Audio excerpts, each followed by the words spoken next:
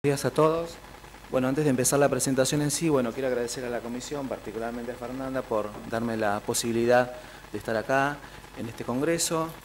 El nombre de la presentación es la contribución de la genética a la adaptación del trigo, recorrido histórico y perspectivas. Bueno, espero que la encuentren interesante.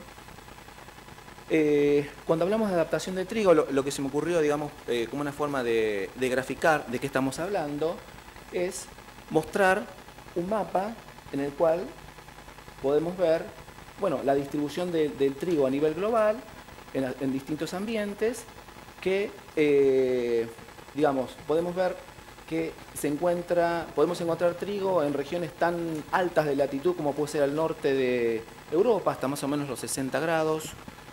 Y este cultivo se llega a sembrar bajando las latitudes. Por ejemplo, en la zona de África podemos ver zonas que están cercanas al Ecuador. Cuando vemos esa gran distribución que tiene y lo traducimos en número de hectáreas, digamos, datos de la FAO nos permiten mostrar de que el trigo, como ya lo hemos escuchado en varias presentaciones del día de ayer, es el cultivo que tiene mayor superficie de siembra de todo, está por delante del maíz y del arroz. Estos son datos del año 2014 de la FAO, con más de 220 millones de hectáreas, lo cual, para tener una idea de lo que representa en la importancia estratégica de este cultivo, es el 20% de las calorías que consume diariamente el hombre. ¿Cómo hace la planta de trigo para poder sembrarse y cosecharse en zonas tan diversas en adaptación? Bueno, básicamente lo que tiene es un sistema muy preciso para poder censar dos cuestiones básicas, que son, por un lado, la temperatura y por otro lado, la luz. ¿Cómo hace ello?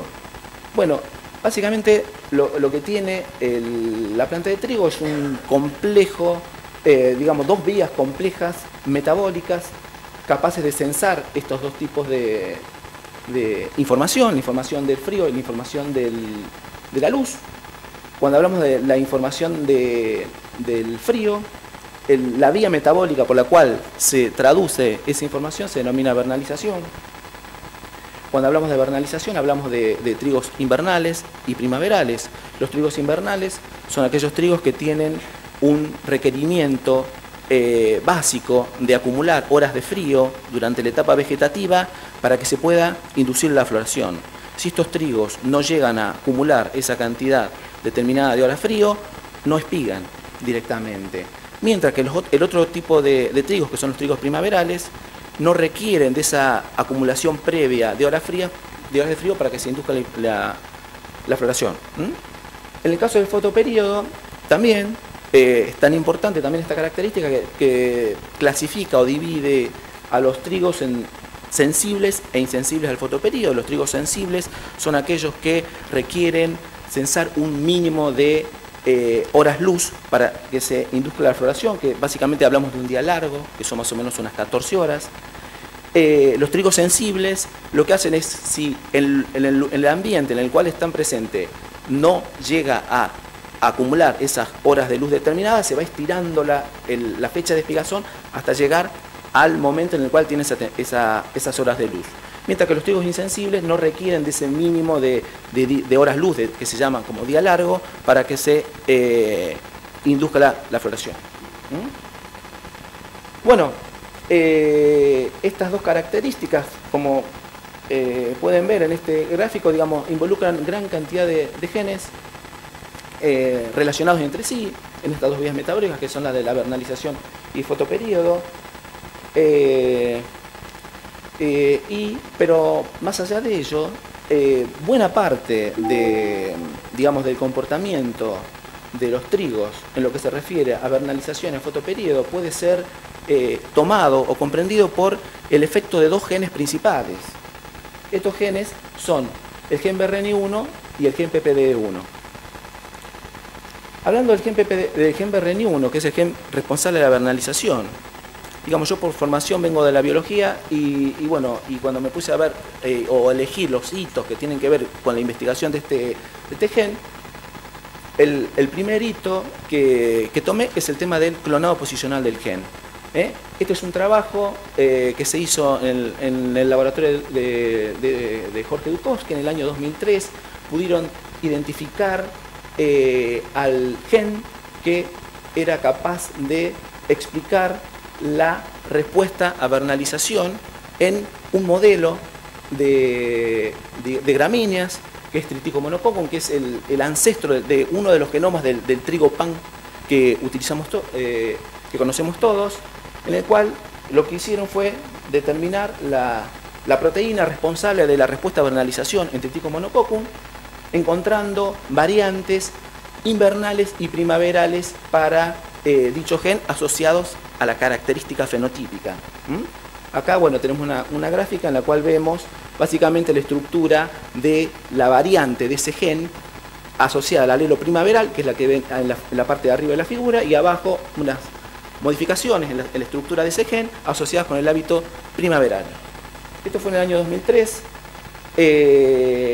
Posteriormente, a partir de esa información, el mismo grupo de investigación ya se fue de la especie modelo de estudio de gramíneas, como es Monococcum, a el trigo pan. Y utilizando información proveniente del mismo gen, lograron determinar la estructura de lo que conocemos variantes primaverales de los tres, digamos, de las tres copias del gen BRN1 presentes en el trigo hexaploide.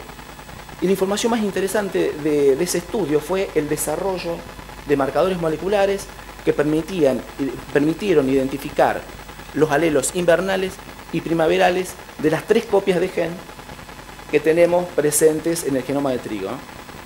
Acá, teóricamente, bueno, este marcador es para detectar variantes alélicas primaverales e invernales de BRN1 del genoma A, este del genoma B y este del genoma D. Esta información se utilizó muchísimo para empezar a caracterizar la respuesta a banalización en, bueno, variedades de trigo de todo el mundo.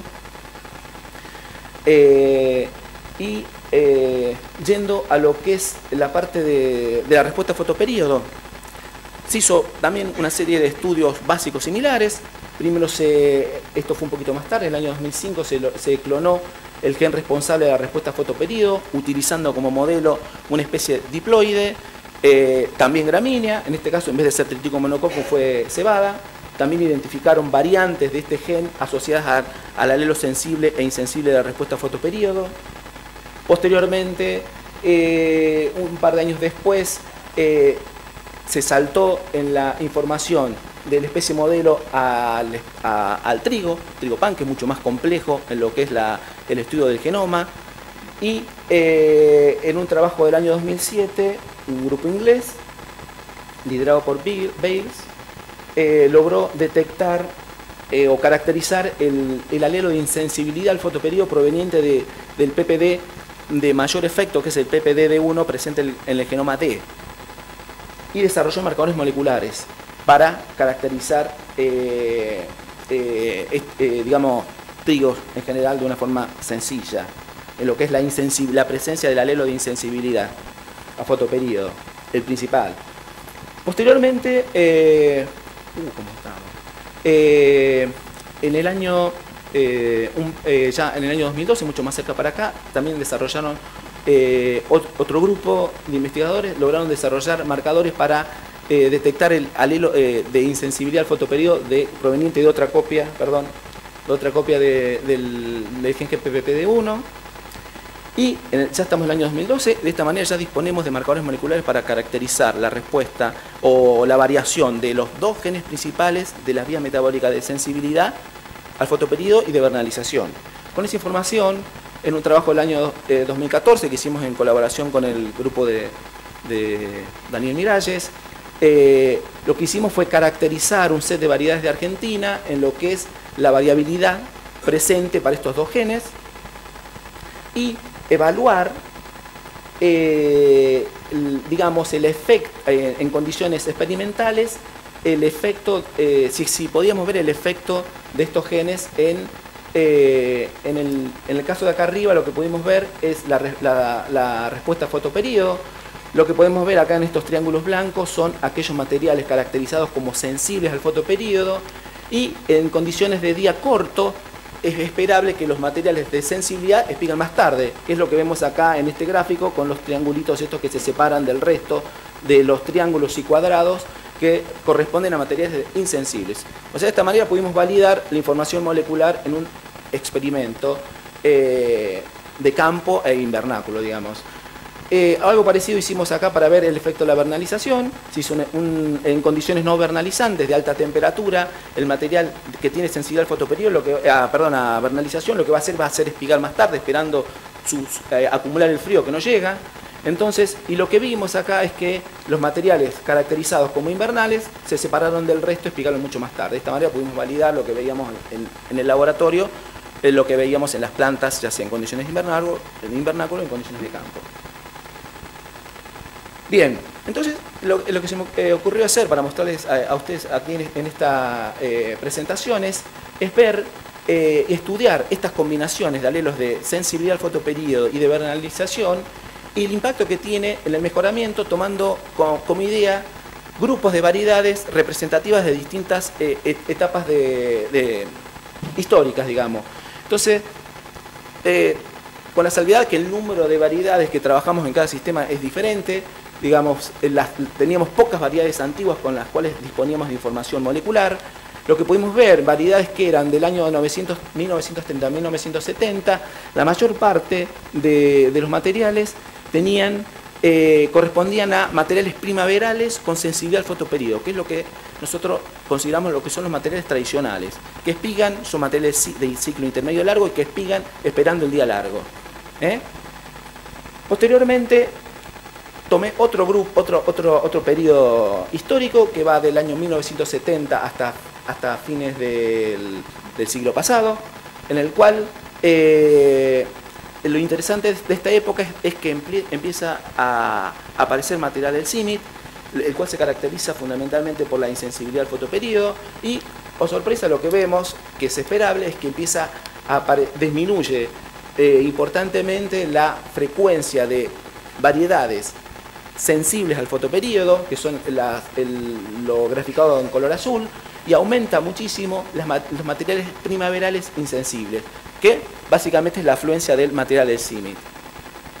Hay algún material invernal también que también tiene que ver con en la época de los 90, en los cuales aparecieron algunos materiales invernales provenientes del sur de Estados Unidos. Por ejemplo, un material emblemático puede ser, por ejemplo, porinta puntal.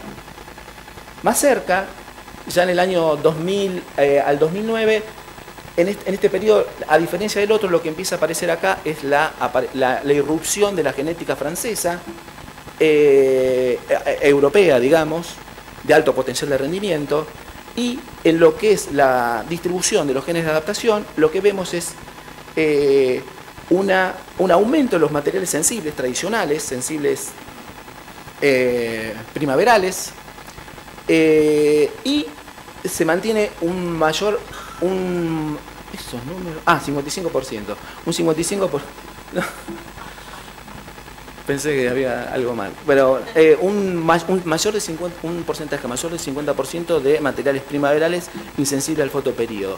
Lo interesante de estos materiales insensibles es que empezamos a encontrar materiales que son intermedio largo, insensibles al fotoperíodo, cosa que en general la mayor parte de los materiales insensibles al fotoperíodo primaverales que venían del CIMMYT eran materiales más cortos. Y esos materiales son materiales franceses. Tienen una genética diferente a las anteriores. Y finalmente, digamos, tomando los últimos 6 años, lo que vemos es algo similar al caso anterior. Sin embargo, vemos que aparece una mayor frecuencia de materiales invernales, se reduce un poquito los insensibles y tenemos todavía presente una alta proporción de materiales insensibles primaverales. Y bueno, intentando cerrar esta presentación, algunas ideas, digamos, para considerar en relación a estos últimos resultados que les mostré en la última presentación. Primero, el impacto de los materiales de insensibilidad a partir de la irrupción de materiales de cine del año 70. Punto 2. En el año 2000 que vienen los materiales europeos, ¿qué es lo que vemos? Que aumenta muchísimo o relativamente la presencia de materiales invernales en desmetro de materiales tradicionales. ¿Qué quiero decir con esto? Los materiales que son de ciclo intermedio largo, que históricamente en Argentina eran por sensibilidad al fotoperíodo, empiezan a jugar ahí, a aparecer buena cantidad de materiales invernales. O sea que tenemos materiales de ciclo intermedio largo que pueden ser o invernales, de alto requerimiento de vernalización, sensibles al fotoperíodo, y también tenemos materiales insensibles largos. O sea, tenemos tres opciones de hacer materiales de ciclo largo en función de las combinaciones de alelos de adaptación, digamos. Y viendo solamente dos genes, hay que tener en cuenta que son vías metabólicas donde juegan muchísimo mayor, un número mucho mayor de genes para poder, digamos, para imaginar la cantidad de, digamos, de opciones que podemos utilizar o manejar para hacer sintonía fina en lo que es adaptación. Que bueno, es justamente lo que viene como tercer ítem. O sea, a partir de esta información lo que surge es la necesidad de estudios de sintonía fina en lo que es la respuesta a vernalización y fotoperíodo para lograr una adaptación óptima de los cultivares al ambiente y sistemas de producción. Esto va cambiando, obviamente no es lo mismo el sistema de producción que tenemos ahora que el sistema de producción que teníamos antes que existía la siembra directa, etcétera. Digamos, son todos factores que hay que tener en cuenta y que se pueden considerar en la elección, digamos, de combinación de alelos de adaptación. Y bueno, cosas nuevas que aparecieron en el último tiempo es el tema de un mayor número de materiales que son invernales, pero sin embargo estos materiales que son invernales no todos necesariamente tienen exactamente la misma respuesta a vernalización.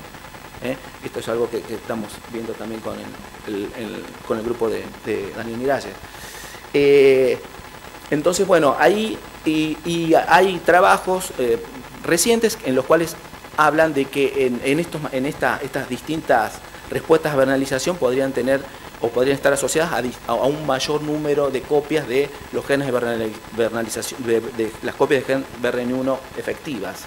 Entonces por ahí podríamos tener, digamos, una mirada interesante para tratar de estudiar un poco mejor el tema de la vernalización y modelarla de una forma más precisa. Después, bueno, la contribución de los alelos primaverales, porque hablamos de genes primaverales o invernales. Bueno, pero los genes primaverales se pueden constituir con distintas combinaciones de alelos primaverales de las tres copias del gen BRN1. Y esas copias no necesariamente van a contribuir de forma igual a las distintas etapas fenológicas. Esos son estudios que todavía se tienen que hacer. Y al modificar alguna etapa fenológica yo puedo dar una ventana mayor, por ejemplo, para tener mayor rendimiento, ¿no? Mayor fertilidad de espiga. ¿Quién dice? Otra cuestión para tener en cuenta es el uso potencial de alelos no presentes en el germoplasma local. Hay muchos estudios muy recientes en los cuales están caracterizando nuevos alelos. La contribución de otros genes de vernalización, solamente lo que vimos acá es un solo gen, el gen BRN1.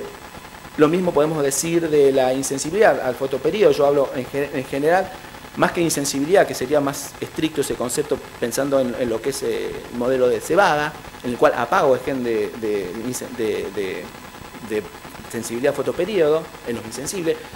En trigo, estrictamente, lo que se ve es que hay una desregulación, se desregula el funcionamiento, no es que se apaga, por eso hablo de desregulación.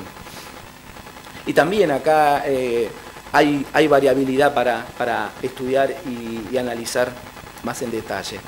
Y bueno, y finalmente la contribución de otros componentes de adaptación que no tienen que ver estrictamente con las vías de vernalización y fotoperíodo, y hablamos de precocidad intrínseca.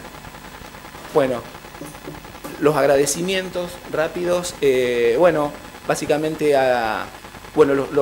primero, bueno, buena parte de los primeros estudios que hicimos para evaluar la combinación, la contribución de los dos genes principales de adaptación.